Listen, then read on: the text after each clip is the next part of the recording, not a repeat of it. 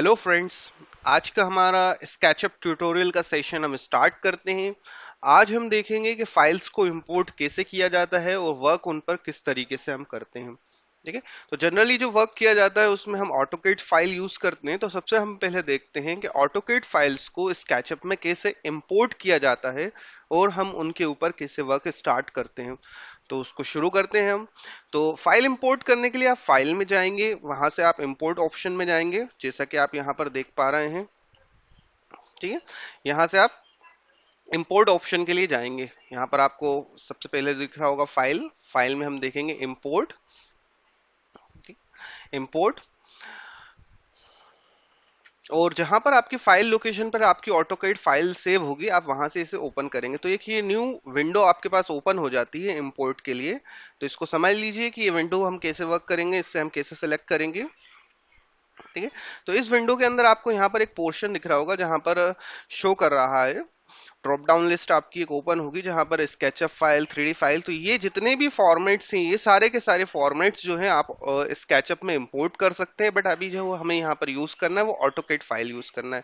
तो हम ऑटोकैड पे क्लिक करेंगे और जहां हमारी फाइल लोकेशन सेव होगी हम वहां से उसे इंपोर्ट करेंगे। ठीक है, अब कई बार आपको क्या होता है, यूनिट्स वगैरह सेट करना होती है बिफोर स्टार्ट वर्क। तो यहाँ पर एक ऑप्शन आता है यहाँ पर। ठीक है, अब यहाँ पर अगर आप ऑप्शन पे देखेंगे, देखिए यहाँ पर एक ऑप्शन आ गया है। अब ऑप्शन में देखिए स्केल पूछ रहा है और यूनिट पूछ रहा है। तो देखिए यूनिट्स में मॉडल यूनिट्स आ रहा है। ठीक है, अब आप इनको सेट भी कर सकते हैं। फॉर एग्जांपल इंचेस में चाहिए, फीट में चाहिए, यार्ड, माइल्स, मिलीमीटर, या आपकी जो मॉडल की ऑलरेडी यूनिट है आप उसी को यूज कर सकते हैं। ठीक है, यहाँ पर अब कुछ मटेरियल्स वगैरह आपने यूज करे होंगे, फॉर एग्जांपल हैचिंग वगैरह ज्योमेट्री में आपने यूज करे होंगे। तो अगर आप वो इंपोर्ट करना चाहते हैं तो वो यहाँ से कर सकते हैं, नहीं तो बाय डिफॉल्ट आप उसे ओकर कर दिए।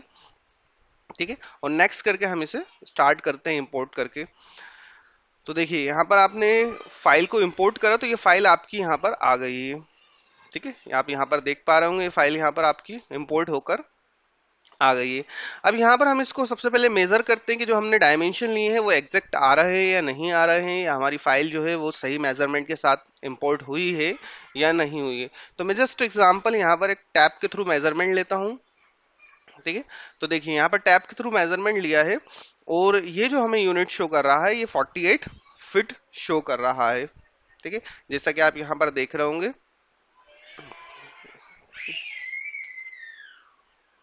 48 फीट के अराउंड ये आपको क्या कर रहा है, यूनिट को शो कर रहा है। ठीक है, बट ये 48 फीट नहीं है, ये 48 क्या है, इंचेस है। ठीक है, तो ये दिक्कत कई बार होती है जब आप क्या करते हैं, यूनिट्स को सेट नहीं कर पाते या उन्हें बता नहीं पाते। तो इसका तरीका मैंने आपको बताया कि इंपोर्ट करते टाइम हम क्या करेंगे, यूनिट को सेट करेंगे। ठीक है, तो मैं ये सारी चीजें डिलीट करता हूँ, वापस इंपोर्ट पर जाता हूँ। ठीक है, इंपोर्ट करेंगे और यहाँ पर जब हम करेंगे तो हम ऑप्शन में जाएंगे। ठीक, और ऑप्शन में जाने के बाद यहाँ पर हम सिलेक्ट करेंगे क्या, इंचेस, क्योंकि मेरी जो ड्राइंग है वो इंचेस में भी बनी हुई है, इसलिए मैं यहाँ से इंचेस सेलेक्ट करता हूँ। ठीक है, और इंचेस सेलेक्ट करने के बाद हम इस फाइल को क्या करेंगे, इंपोर्ट करेंगे। ठीक है, अब यहाँ पर देखिए मैं आपको डायमेंशन दिखाता हूँ।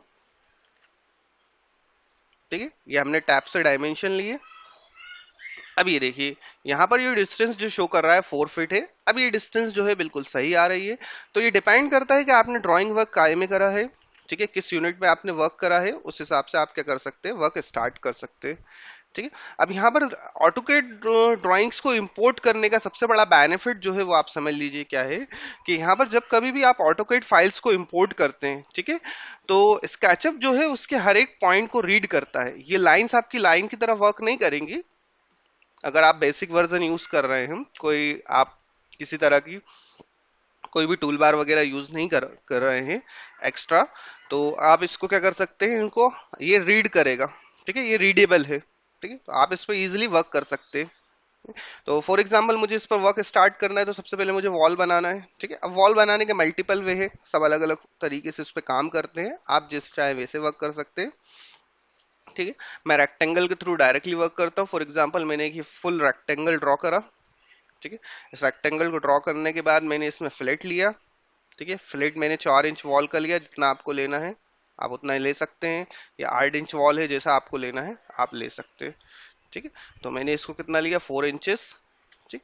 4 इंचेस लेने के बाद मैंने ये मिड वाला जो पोर्शन है इसको डिलीट कर दिया और सिर्फ आउटर वॉल जो है इनको रहने दिया। ठीक। अब यहाँ पर मैं इसको ग्रुप बना देता हूँ।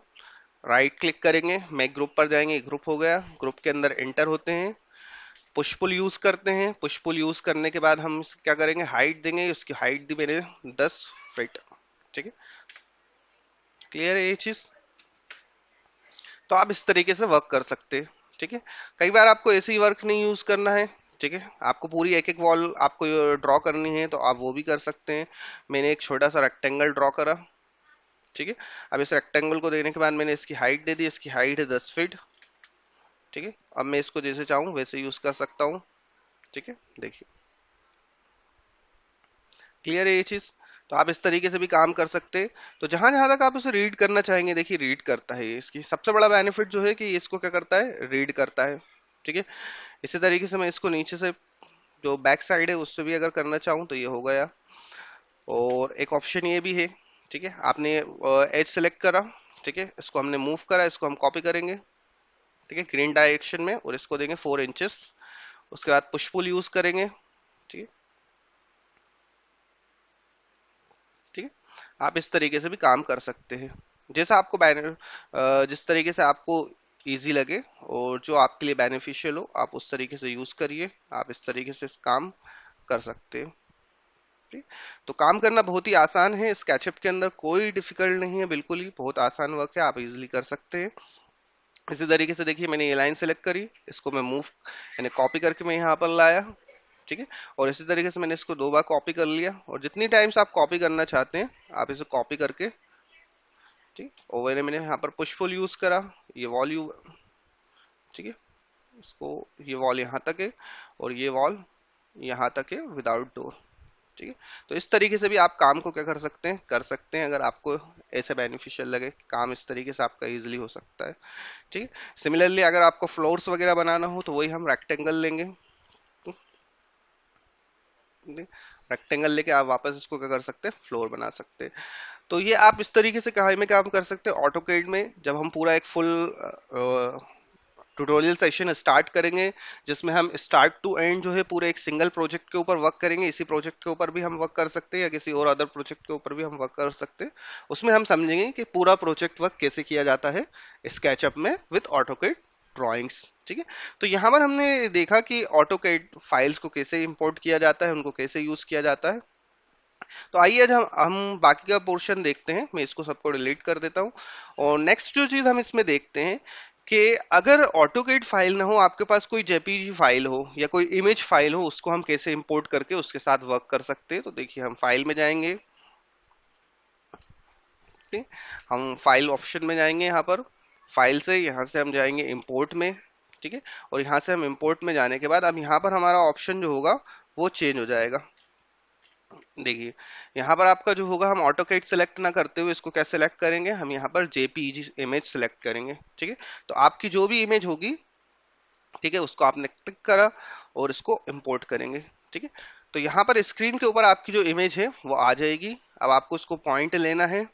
ठीक है, और इसका जितना आपको स्केलिंग करना है आप उतना अभी क्या कर सकते हैं, स्केलिंग कर सकते हैं। ठीक है, और देखिए नीचे यहाँ पर क्या होता है कि यहाँ पर आपकी स्केलिंग शो भी होती है। अगर आप यहाँ पर देखेंगे नीचे राइट हैंड साइड कॉर्नर में, देखिए यहाँ पर डिस्टेंस शो होता है कि जो भी आप डिस्टेंस लेंगे स्केलिंग करते टाइम वो आपका यहाँ पर शो होता है। तो मैं सिर्फ एक रफली एग्जांपल के लिए मैं इसको कर देता हूँ सेट। जैसे फॉर एग्जांपल अराउंड ये 30 फीट पर ये रीडिंग आती है, तो मैं इसको 30 फीट पर ले लेता हूँ। ठीक है, ये मैंने 30 फीट पर इसकी रीडिंग को लिया है। अब इसको आप यूज कर कैसे करेंगे, तो देखिए सबसे बड़ी डिसएडवांटेज ये है कि इमेजेस फाइल्स के साथ वर्क करने में कि जो इमेजेस फाइल्स होती हैं वो रीडेबल नहीं होती, यानी इसके पॉइंट्स को ये रीड नहीं करेगा। ठीक है, आप एज अ रेफरेंस यहाँ पर वर्क कर सकते हैं, बट इसे ये क्या नहीं करेगा, रीड नहीं करेगा। तो देखिए मैं आपको वर्क करके बताता हूँ इसके पे भी हम कैसे करेंगे। फॉर एग्जाम्पल हमने एक रेक्टेंगल से स्टार्ट करा, तो जो प्रोसेस मैंने लास्ट ऑटोकैड के लिए यूज करी थी वही मैं यहाँ पर भी यूज कर सकता हूँ। ठीक है, ये रेक्टेंगल मैंने फुल यहाँ तक लिया। ठीक, और इसके बाद मैंने इसके लिए क्या लिया, ऑफसेट लिया। और ऑफसेट मुझे कितना लेना है वो मुझे सिलेक्ट करना पड़ेगा। ठीक है, कि ऑफसेट की आपको कितने रखना है डिस्टेंस। ठीक, और अगर आपको ऑफसेट लेने में कोई दिक्कत हो रही हो, ठीक है, तो आप एक रेफरेंस के तौर पर, जैसे मैं यहाँ से रेफरेंस ले लेता हूँ कि जो इस वॉल की थिकनेस थी वही वॉल थिकनेस में यूज कर लेता हूँ, ठीक है। बाकी का पोर्शन मैं डिलीट करता हूँ, ठीक है। तो देखिए यहाँ पर आपको आउटर वॉल मिल जाती है, ठीक है। इसको हमने पुश पुल यूज करा और इसको हमने अप्रोक्स हाइट 10 फीट दे दी, ठीक है। अब इसी तरीके से आप वर्क कर सकते होंगे जैसे आपको वर्क करना है, ठीक है। मैं वापस पोर्शन को मूव करता हूँ, या तो आप वापस एक रेक्टेंगल बना के वर्क कर सकते हैं, ठीक है। यहाँ पर देखिए मैंने वापस एक रेक्टेंगल बनाया, ठीक है।